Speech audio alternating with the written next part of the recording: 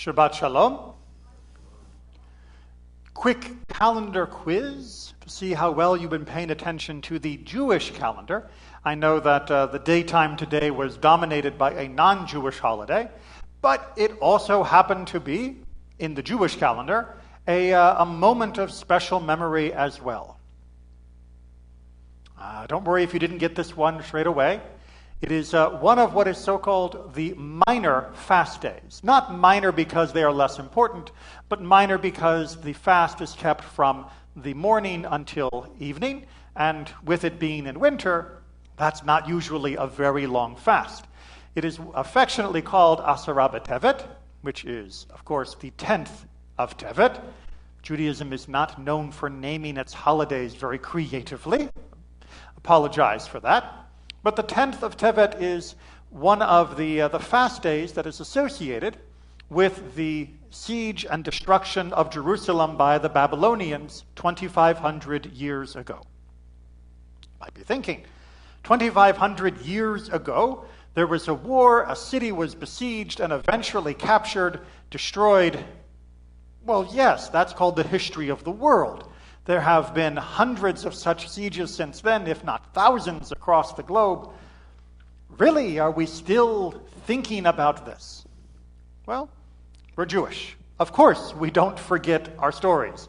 And of course, we don't forget that each one of the different markers in our history is not just there to tell us something about a historical event, but is also there to tell us something that we can understand for our personal life in every generation. So Asara B'Tevet comes at the beginning of the cycle. Although it is in the winter and it is after the fast of Gedaliah, and the calendar might look a little strange, it is technically the first in the sequence of events that eventually will be culminated in the destruction on Tisha B'Av in summer, and then followed by Tzom Gedaliah, the fast of Gedaliah, commemorating the murder by Jewish assassins of the final governor of a semi-independent Jewish state during the Babylonian time. But all of that takes 18 months to get to. Yes, we commemorate it now, but technically the siege that begins on this day of Jerusalem will not finally reach its painful conclusion for another year and a half. You might be grateful then that we are only thinking about it for the few daylight hours of a winter day. Now, sieges are something that is perhaps unfamiliar to a modern mind. A siege is, of course, when a city would be surrounded by enemy troops, when the enemy would be either throwing up ramparts or siege engines or throwing ladders and ropes to try and climb over the walls to attack the defenders and eventually capture the city. Picture battering rams and catapults and other weapons of war trying to batter through the defense in order to conquer the people inside. Now imagine you are one of the people inside the city. For 18 months. There's no break, there's no vacation, there's no exit. The whole point of the siege is to keep the people locked inside the city. In fact, most besiegers would not even let people leave the city who wanted to surrender, because the more people they could keep inside, the more people would be eating the food. And the more the people ate the food, the faster the people inside would starve and no longer be able to fight. And so, even if you were a civilian, you were trapped inside the city of Jerusalem, behind its walls, with the Babylonians outside. And day after day, you didn't only worry about whether the Babylonians would break through, you also worried about, would you have enough food for your children? Was there a place to bury the dead who had died of starvation or disease? Or those who had been injured in the fighting, how could they be taken care of? Was a plague that was spreading because of the ill, because of the bodies? All of these concerns, of course, would be weighing upon you day after day after day for 18 very long months as you continued to imagine worse and worse catastrophe should the Babylonians win.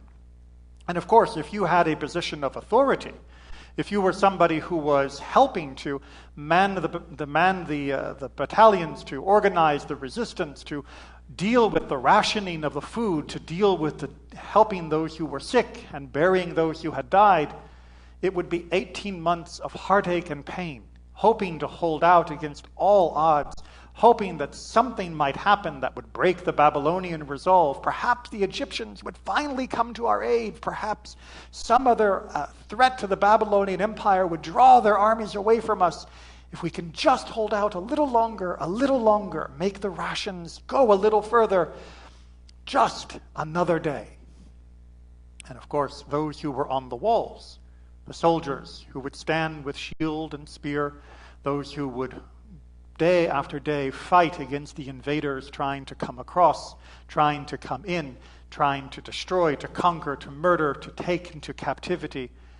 The long slog of watching your friends and comrades fall by your side, the injuries you would that it would befall you, the exhaustion that you would face, the never-ending worry of what would happen to you, your people, your nation.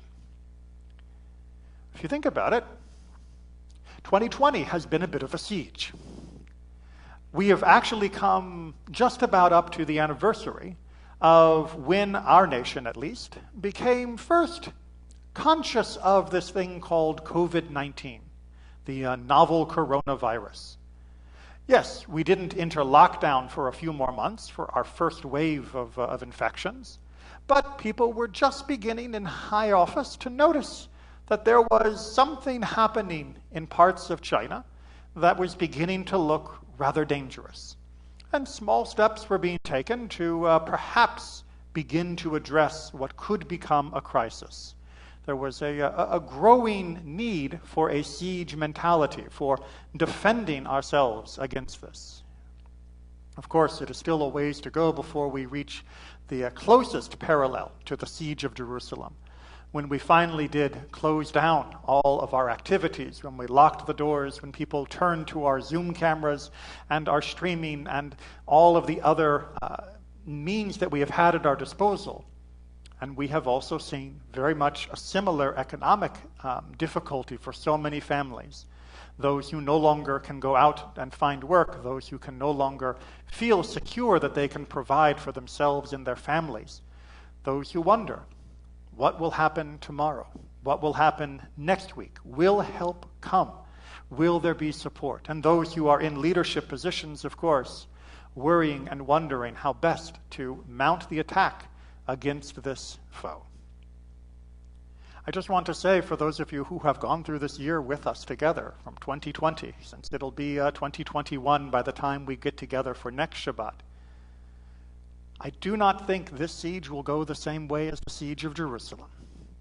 Right? We are seeing the signs, despite the harsh fighting that we have had to do and despite the enormous casualties that our country and the world has faced, that our defenses are strengthening, that we are finding ways to develop vaccines and finding ways to develop cures for those who have already been infected and treatment for those who remain lingering under the effects of this disease. And we are finding more and more ways to help each other, whether it be through neighborhood associations, whether it be through community efforts, and whether it be through government efforts as well, to provide more relief to all the segments of our population. 2020 has been stressful and exhausting. It may have felt like you have been fighting a battle, and you may have wondered whether it really was reasonable to feel so exhausted, that as you come to 2021 to feel like you are dragging yourself across the finish line. It is reasonable to feel that way. No, you weren't standing on the wall with shield and spear, but you were worried and fighting to make sure that you're clean, that you were not taking unnecessary risks that might spread transmission, that you were wearing a mask, that you were sitting distant from each other, that you were making proper decisions for yourself, your places of work, your family, relatives, and others around you. All of that takes a mental and physical toll of exhaustion. But all that you have done to protect yourself and others has been worth it. We are close to winning this battle. Not yet. The siege is not lifted by a long shot. But We now know that our tools are effective. We know what will bring us through more quickly and safely to a proper conclusion. What we need now is to continue to man those ramparts, to continue to work together, to continue to see that we have the ability to support one another through this, and to end up on the other side a stronger community here at Temple Israel, a stronger state, a stronger country, and by the blessing of God, please, a stronger world, so that we may all work together, so that none may face such a siege ever again. Shabbat Shalom.